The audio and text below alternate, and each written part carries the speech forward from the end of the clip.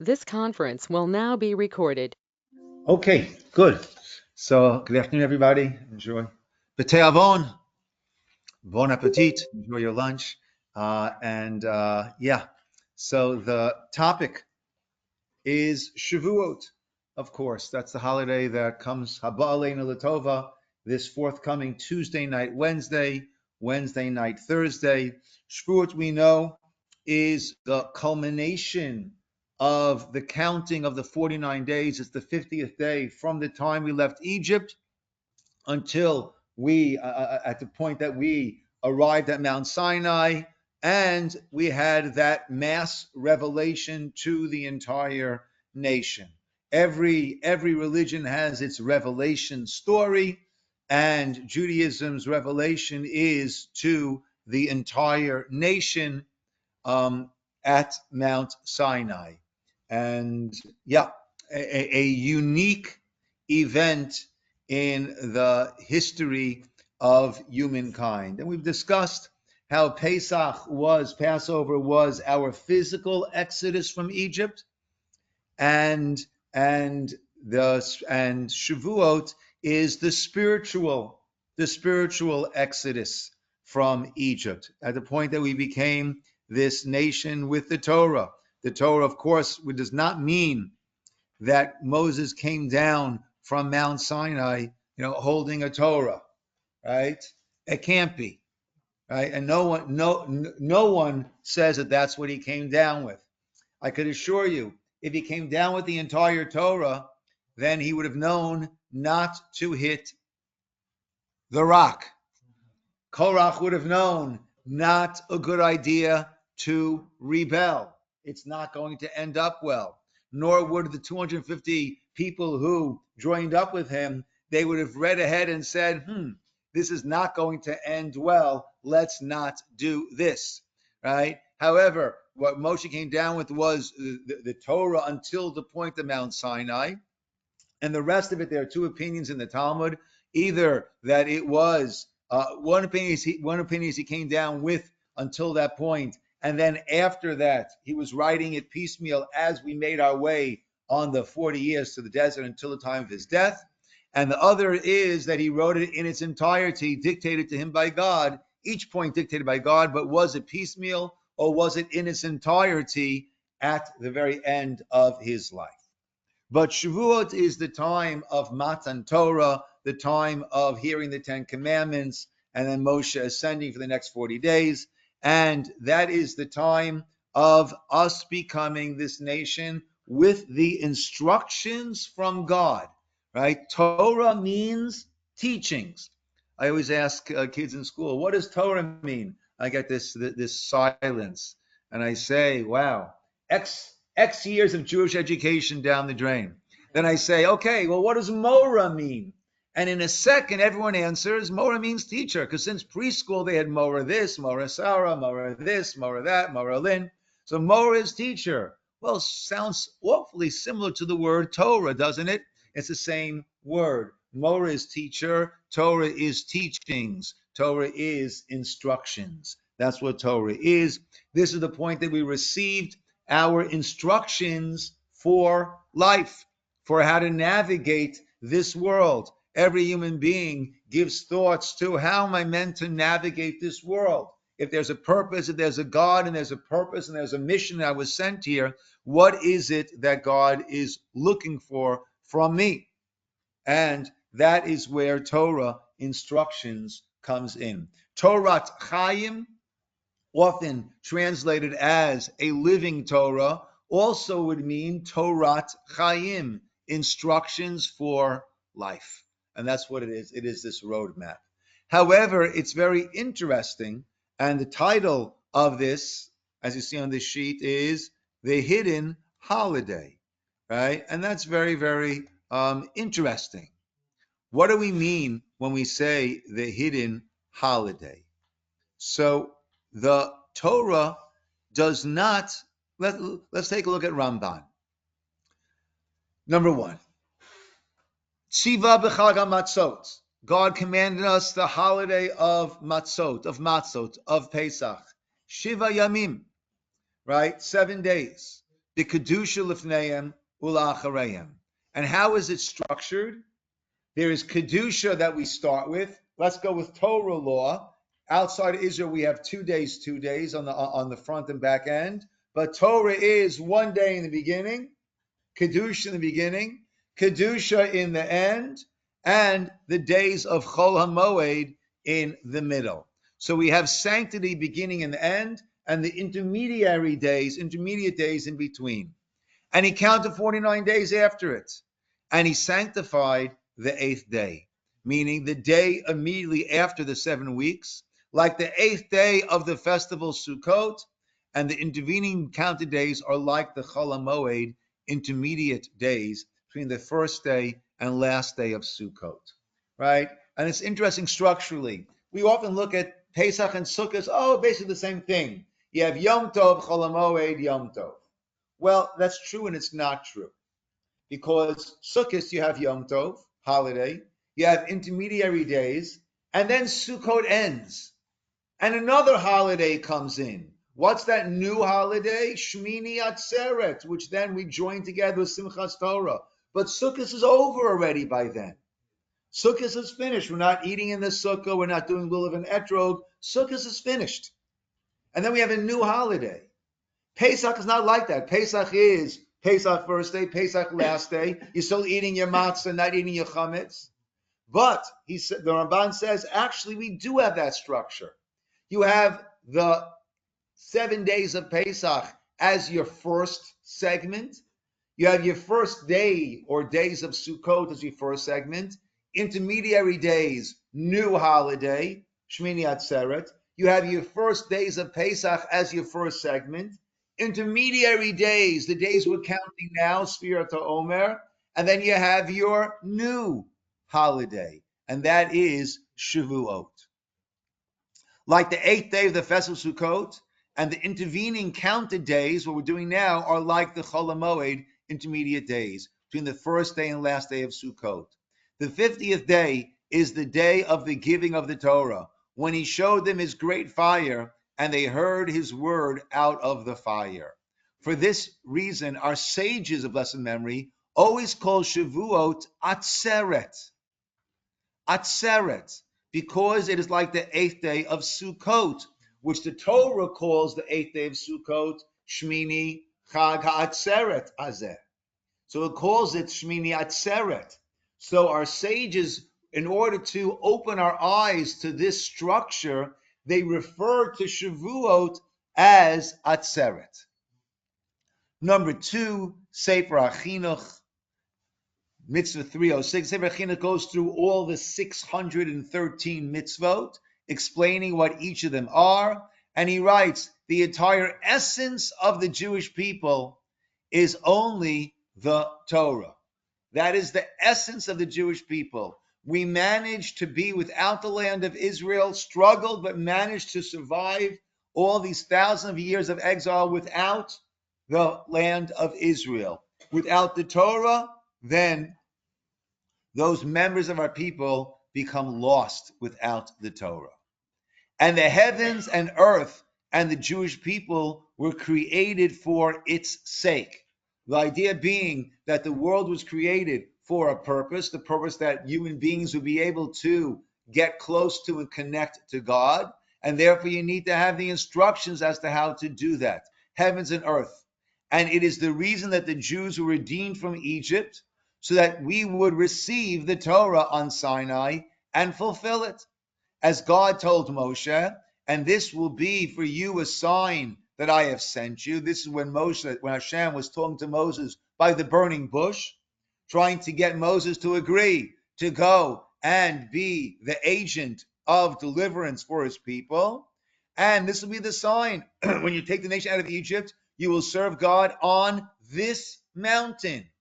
So we had a mini Har Sinai, a mini Mount Sinai, where Moses was. It was Mount Sinai where Moses was, and the bush was burning but not getting consumed.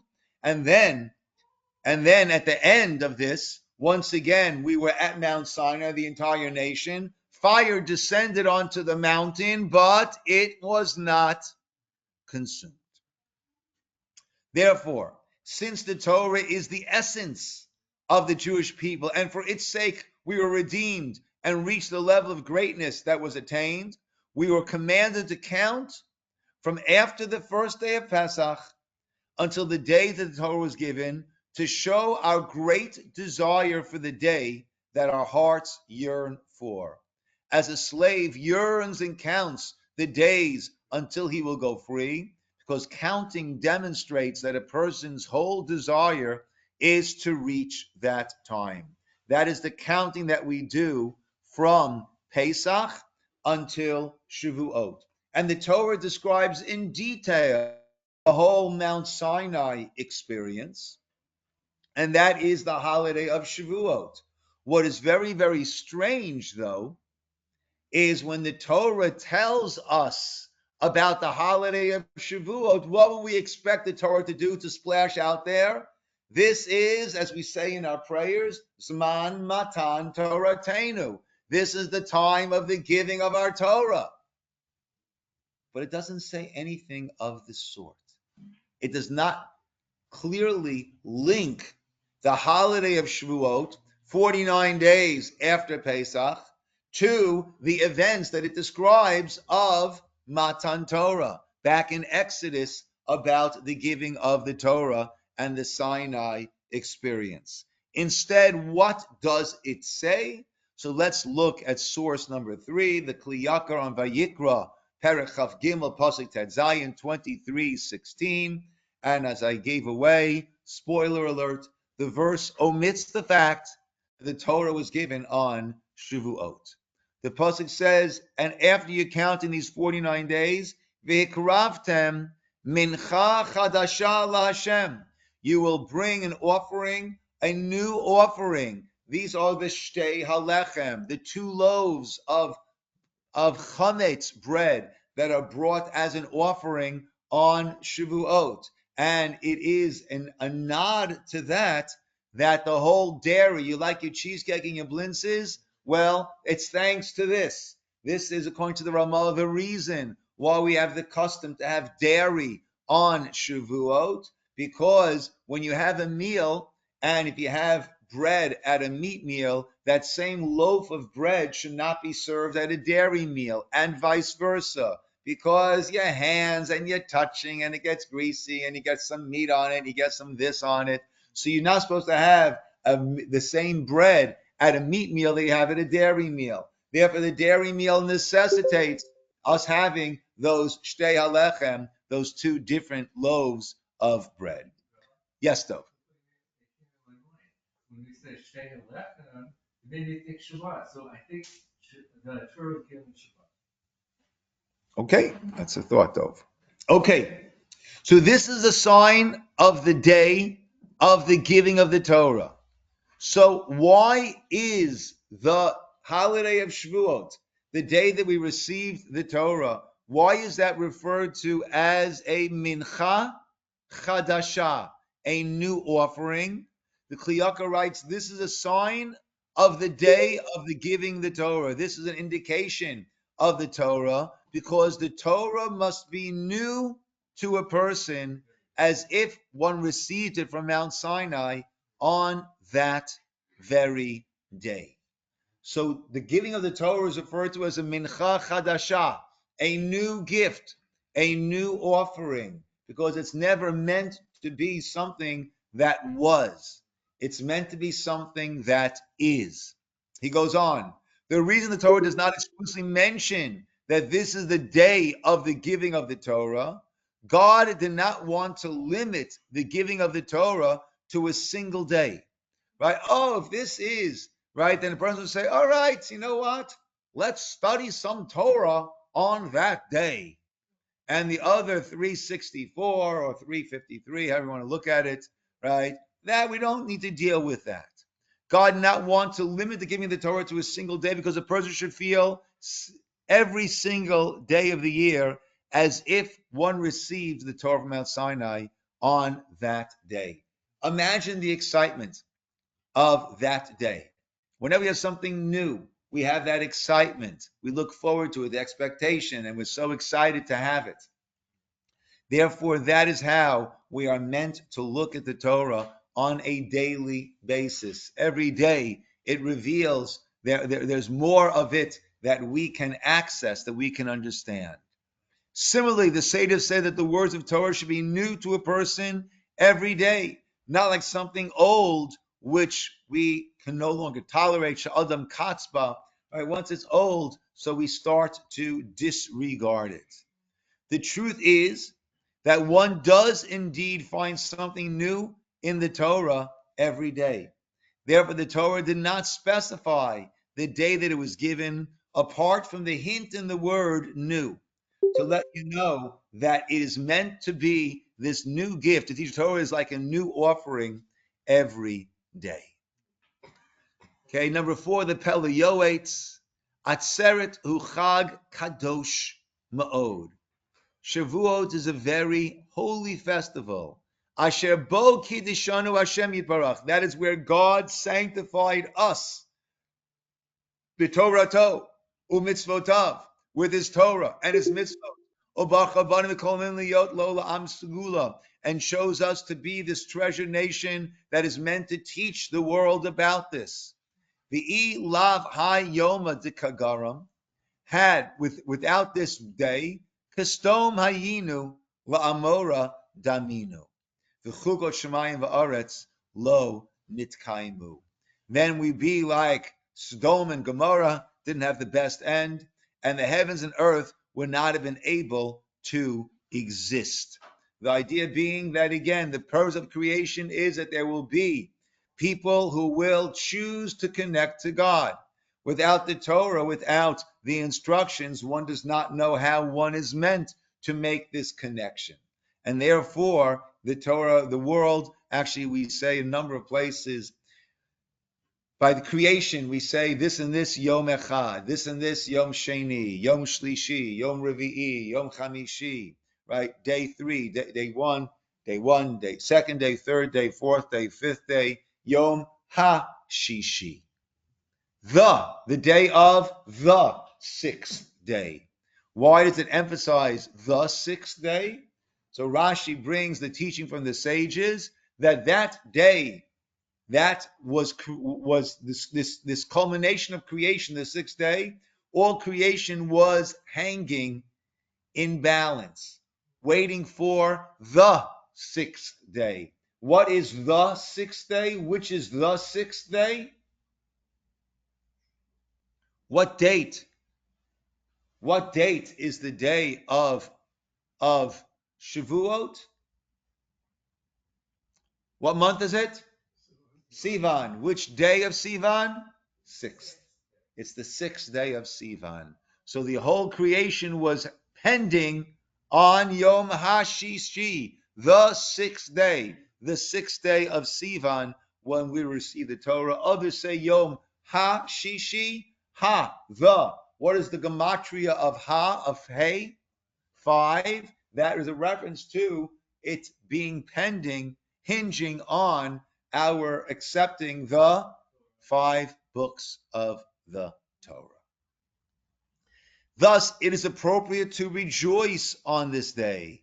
It is impossible not to rejoice, because Tov Lanu Torah Spicha, the pasuk says, Tov Lanu, Tovas HaTorah v'mitzvot, Mikol Tovot ha'olam hazeh, Mikol Chayei olam haba.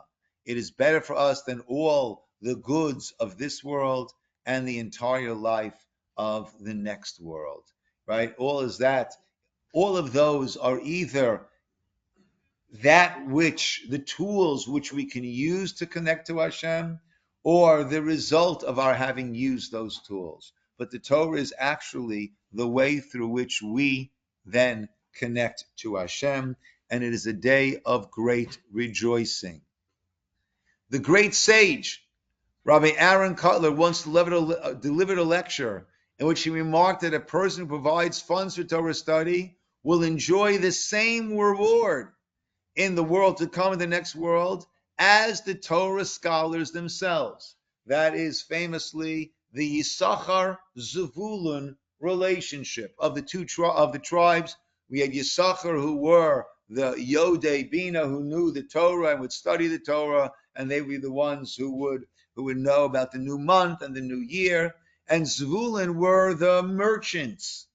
And we put the two of them together because Zvulun would support Yisachar and allow Yisachar to learn, and therefore Zvulun is even placed before Yisachar. And the idea is to have equal schar. And even today, there are many who establish a Yisachar Zvulun relationship, right? You're studying, let me help support you and your family, and I will have an equal share in your Torah study. After his lecture, he was approached by a wealthy man who challenged him, Rabbi, why should I bother to exert myself to study the Torah? All I have to do is make donations to Torah institutions, and I'll be assured immeasurable reward in the world to come. True. Rav Karli regarded the wealthy man with an expression of utter seriousness and responded, it's true that your portion in the world to come will be the same, but your life in this world will not be comparable. Right? We're not, the studying the Torah is not, oh, that way I'll get reward in the here to come. Right? It enriches and lifts up a person's life in this world. You know, it's interesting. The Gemara has one pasuk says that the holiday should be for you. The other pasuk says the holiday should be for Hashem, is in general. So therefore, the Gemara says, well, if you want, you can do it, all for you or all for Hashem. Except when it comes to the holiday of Shavuot. There, everyone agrees it can't just be for Hashem. It must be also for you. You have to have the cheesecake. You don't have to have cheesecake. But you have to have the meals. You have to get all involved in that. And one might wonder and say, of all the holidays, I would say the one that I would most likely say can be all for God without worrying about tending to my bodily needs and wants, that should be Shavuot, the time we got the Torah. But in fact, that's not the case. Everyone agrees that by Shavuot, we have to involve ourselves in the eating in this world. Because an explanation that's given is that the Torah is not meant to take us out from this world. It's meant to enable us to live this world in an uplifted, exalted, God-connected manner. So that's not the time to go into asceticism and just, no, that's not the time for the mountaintop. That's the time to involve ourselves in this world. The Sifsei Chaim, number 5, of Chaim Friedlander, writes as follows. Haitazeh emuna mitoch re'iyah nuvu'it ve'chushit. What we experienced on Mount Sinai was faith based on nevuah, prophecy, chushit, tangible, re'iyah, vision. The pasuk says, "V'chol ha'am ro'im et ha'kolot." Strange wording. And all the nation saw the sounds. Ukedivrei Chazal, like the sages say, ro'in et ha-nishma. They saw things that are normally only heard. Meaning, davar ha-nishma, hu karagil davar rachuk yoter midavar ha-nireh. Typically, that which we hear is not as clear to us as that which we see. The example I like to give, if I hear someone outside, right, and it sounds like Basil, right, but in walks Alan. So what will I say? Will I say, Alan, you sounded like Basil? Or will I say, Basil, you look like Alan? Which one is machriya, right? Even though it sounded like so and so, when I see it's not that person, I don't say you look like that person. I say you sounded like that person. So re'iyah, that which I see, will always trump that which I hear. When there is, I'm not getting political, when there is some sort of a disparity, I'm not getting political. There is a disparity, I go with, it no longer trumps. I go with, right? You're just biding your time, aren't you? Yeah. I go with that which I see, not that which I hear. So something which is heard is more distant conceptually from a person than something which is seen. In their prophecy, they saw the revelation of God to Moshe without any barriers and impediments that would prevent them from seeing this revelation.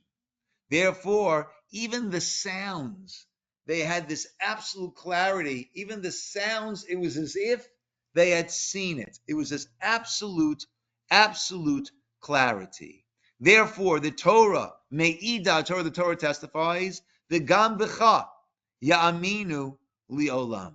And also in you, Moshe, they will believe forever. Misha Ra'ah Gilui Hashem B'kazu, someone who saw this revelation of God, chushit, ri'iyah chushit, this tangible vision, emunato hi la'olam. That emuna is for la'olam.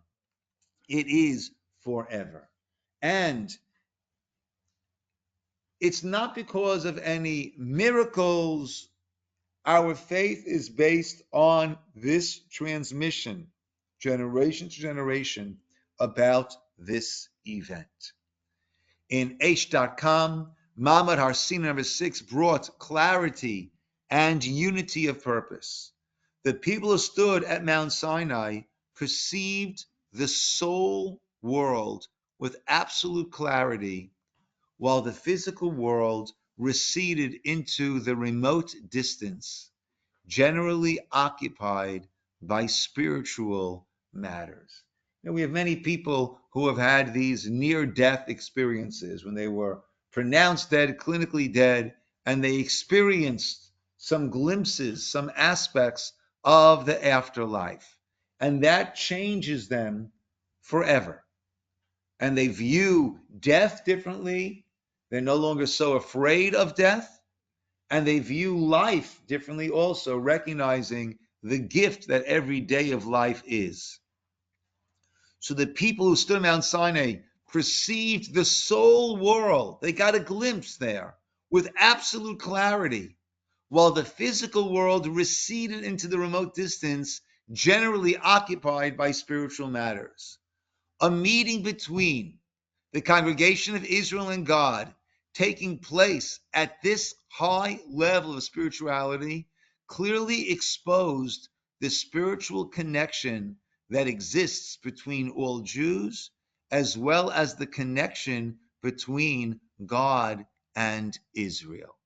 So we have this incredible linkage between us, one another, and with God. And as Ramchal explains, that a person either is born into this, and then a person grows from those roots, or if a person converts, then it is like a grafting, taking from fruit or a branch from another tree and connecting it to that to the Jewish tree, so to speak. And that way, once it's connected, then the flow, the life flow, is coming from those roots now into that newly attached branch. So this led to this connection that exists, or exposing the connection, seeing, sensing the connection that exists between all of the Jewish people and between God and Israel.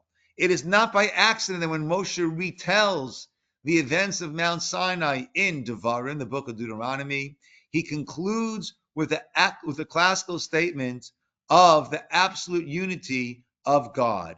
the unity between God and the Jewish people, and their unity with each other. Shema Yisroel, Hashem Elokeinu, Hashem Echad. Fascinating. When Moshe in Devarim, when he reiterates to them what they all experienced at Mount Sinai, what does that lead to? Shema Yisrael. It's the next thing he speaks about. Hashem Elokeinu, Hashem Echad. That unity that we have. Rav Dessler, in his classic Strive for Truth, he writes, every Shavuot, each Shavuot, we spiritually arrive at that same point of sanctity experienced by our forefathers at Mount Sinai. All right, and this is a concept, a very important concept that we have by every holiday. And the idea is Jewish history, the timeline does not start at one point and then keep stretching out. Rather, it is this ma'agal. It is this cycle that we go through. And the same way that when we come to Yom Kippur, it's not, oh, that's the day that Moses came down with the second luchot, the second tablets, with the message being, I have forgiven you for the sin of the golden calf. It's not what happened then, but we re-enter that zone every Yom Kippur, and it is a day of teshuvah, of returning and of cleansing of us. Not what happened then, but that became part of the yearly cycle. And Rosh Hashanah is not just the day that Adam and Eve were judged, but it's the day that we every year are judged. And therefore Pesach is not just the day that we left Egypt, but it's a time of freedom from our own meitzarim, our own restraints and bounds and shackles. That's what we come to every year, and that's one of the reasons given, an explanation given as to why the Torah says Pesach has to be springtime. Why does it have to be springtime? Because the physical world mirrors what's happening in the spiritual realm. And therefore this flowering that takes place, this sprouting that takes place Pesach time, is letting us know that in the spiritual realm, these opportunities are opening up.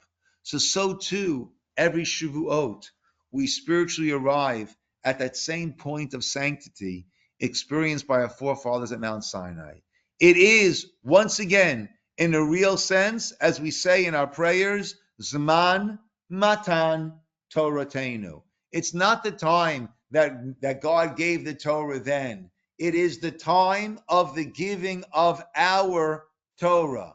And it needs to be this mincha chadasha, like we began with that pasuk, this new offering. We are invited to accept it anew, as we did, we did 3,300 years ago. On Shavuot, we have to work in order to receive the Torah. We have to struggle to acquire it in our hearts. We have to appreciate its truth as unchangeable verities. The nation still harbored lingering doubts going into that experience. Only when they heard God's voice at Sinai was doubt replaced by absolute certainty. So too, when we learn Torah today, and especially at Shavuot time, can we, if we wish, still hear the same voice? Right? The mission of us speaks about a bat kol, a heavenly voice that comes out, that calls out every day from Mount Sinai. But it's for us to hear and to accept that voice. Continuing with Rav Dessler, Musbarim Heitev, now we can fully understand and appreciate Divrei Chazal, on the words of the Chazal, of the sages, Bayom Hazeh Ba'u Midbar Sinai. The pasuk says, on this day, Bayom Hazeh, Hazeh is present tense, the children of Israel came to the desert of Sinai. Lo yatzarech lichtov ela bayom hahu. It should have said on that day. We're referring to a historical event that took place. So we would say on that day they came to Midbar Sinai. Mahu, why is it written Bayom Hazeh, on this day? And again, Rashi explains, Sheyu divrei Torah chadashim alecha. We have to feel that it is this day, to teach that the words of Torah need to be new to you on this day, ki'ilu hayom nitnu, as if we are coming to Mount Sinai on this day. Dahainu. And that is, in practice, ki b'chol et, sha'adam lo meida ta Torah kara'oi, whenever a person is learning Torah properly, mikabel shefa chadash, me'et Hashem yitbarach. He is receiving this shefa, this inspiration, this flow, this influence, a new influence from God, mamash, literally, kebe'et netinat haTorah b'Sinai. As it was when the Torah was given on Sinai, we open up our books, we open up our hearts, and that same influence, that same shefa that came down to the people by Mount Sinai, that same shefa is coming down to us whenever we are learning. Lachain, therefore, tamid hu bayom hazeh. That is why the Torah states, not on that day, but on this day. Bayom hazeh, on this day. Ka'oto hayom sheba'u lemidbar Sinai. Just like that day when they came then to the desert of Sinai, we reenact that. We reenact that every year when we have our Shavuot, and actually every day that we have that. And that is why we have our learning program. We have the custom, those who can, to stay up the entire night, right? Or come on, Marty, to stay up the entire night, right? And do our learning, and you'll be amazed how quickly the night goes. It really goes so quick. Before you know it, it's 5 a.m., time to start davening. Davening we go, and then by 7:30, 8 o'clock, you're be back home taking a little nap to recuperate from pulling the all-nighter. The cousin stay up all night is based on the medrash that in the morning Hashem needed to arouse, to waken us to come, and therefore the tikkun, the way that we show the way that we try to correct that that laziness, perhaps, or whatever it was then, is by having this right. We're there and waiting. We don't need to be awoken. We don't need to be schlepped over for that. Okay, my friends, good. There are still a few slots open to sign up to give a presentation. I think about maybe 7 or 8 slots. Of the 54, we have 7 or 8 slots open.